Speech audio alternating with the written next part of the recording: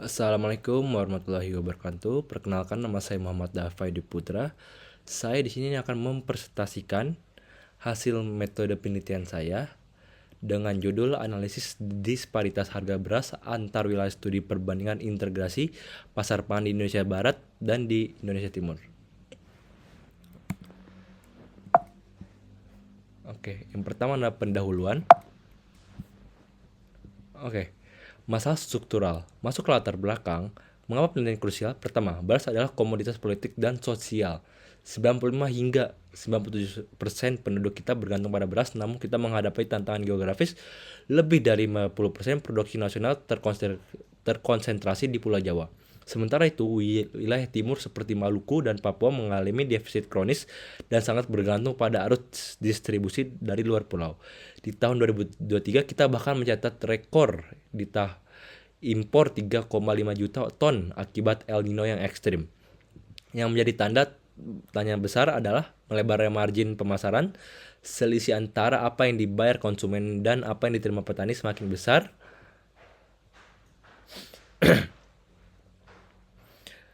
Yang mengindikasikan ada inefisiensi distribusi yang sistematik.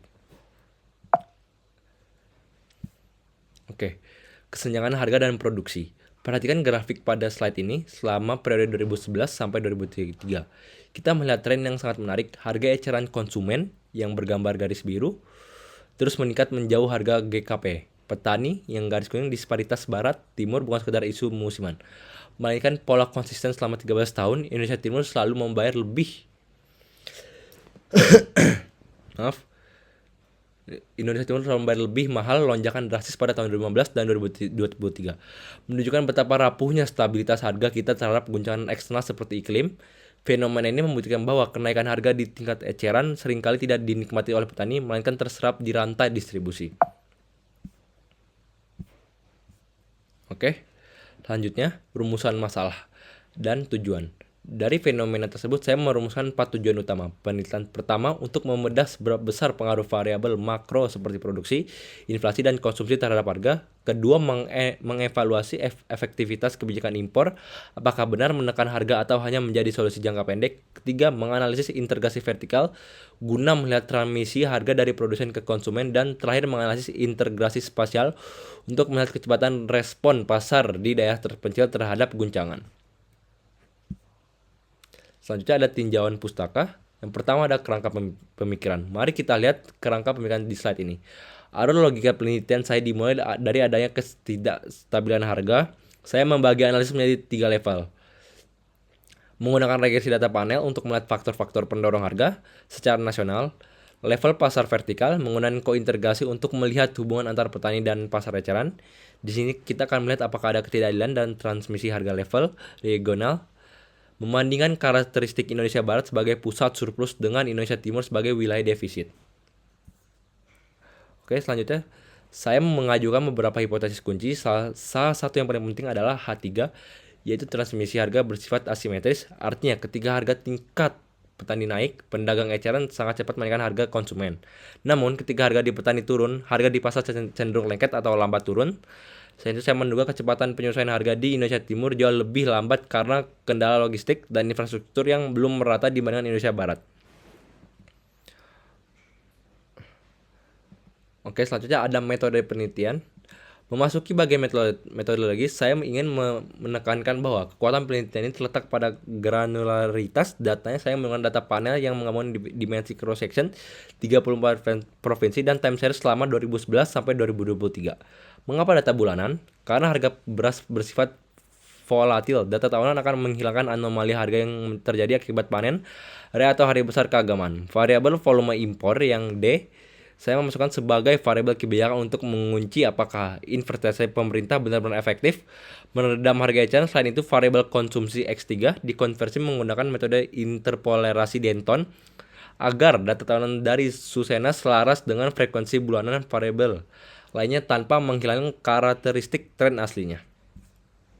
Oke, sekarang saya mengambil metode penelitian regresi data panel. Teknik analisis pertama adalah regresi data panel. Sebelumnya menentukan model akhir, saya melakukan serangkaian uji formal uji Chow untuk melihat antara common effect atau fixed effect, serta uji Hausman untuk membandingkan fixed effect dan random effect. Namun, karena data antar provinsi di Indonesia seringkali memiliki ketergantungan spasial, misal harga di Jawa Barat pasti mempengaruhi dari Jakarta, menggunakan estimator Driscoll-Cray, metode ini sangat krusial karena ia menghasilkan standar error yang robust terhadap masalah heterodox atau korelasi dan ketergantungan antar unit cross-sectional.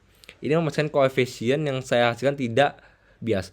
Analisis kointegrasi vertikal melihat hubungan jangka panjang menggunakan error correction model atau OCM. Langkahnya dimulai dengan uji stasionaritas ADF dan PP dan uji kointegrasi angle Granger. Yang paling menarik di sini adalah penggunaan model TAR, threshold autogressive dan MTAR. Saya tidak melihat apakah harga petani eceran berhubungan, tapi saya menguji simetri transmisi harga. Saya ingin membuktikan secara empiris apakah ada fenomena rocket and feather, yaitu ketika harga tingkat petani naik, harga eceran saat melompat seperti roket.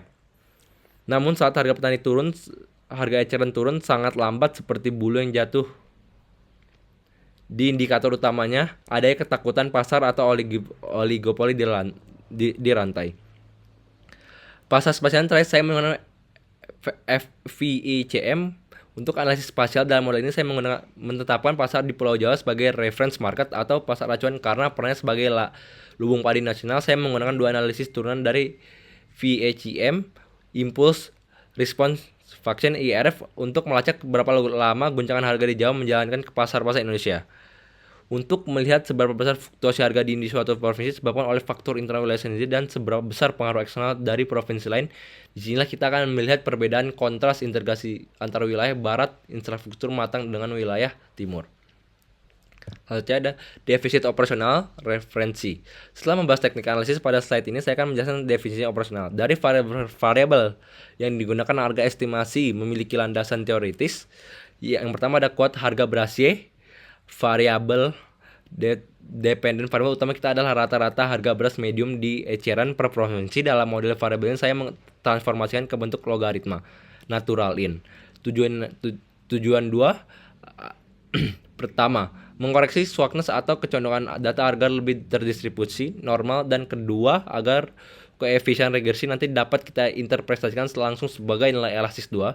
Produksi padi ini adalah total produksi padi per provinsi karena data produksi biasa dirilis tahunan oleh BPS. Saya melakukan konversi ke basis bulanan sesuai dengan teori penawaran. Arah hubungan diharapkan adalah negatif. Artinya, ketika produksi naik, harga beras harusnya turun. Referensi utamanya saya mengambil dari Al-Mizan tahun 2024. Inflasi namun digunakan untuk tekanan harga secara makro. Berbeda dengan variabel lain, inflasi tetap digunakan dalam berbentuk level persen karena satuan sudah bersifat relatif. Hubungan yang diharapkan adalah positif. Jika biaya hidup dan harga beras umum naik, maka harga beras sebagai komoditas utama hampir akan ikut terkerek naik. 4. Konsumsi beras. Variabel ini menangkap sisi permintaan demand. Saya menggunakan data Susenas yang kemudian diinterpolasi ke data bulanan menggunakan metode Dayton-Charlotte. Metode ini dipilih karena mampu menjaga konsistensi data tahunan sambil mengikuti pada fluktuasi bulanan. Secara teoritis, hubungan adalah positif. Kenaikan permintaan tidak dibarengi kenaikan supply akan mendorong harga naik. Jadi kesimpulannya, seluruh pemilihan variabel dan arah hubungan ini tidak dipilih secara acak, melainkan didasarkan literatur ekonomi pangan yang kuat seperti dari Firdaus tahun 2003 dan Ismet tahun 2010. Guna memastikan model yang saya bangun memiliki validitas akademis yang tinggi. Oke, sekian dari saya. Wassalamualaikum warahmatullahi wabarakatuh.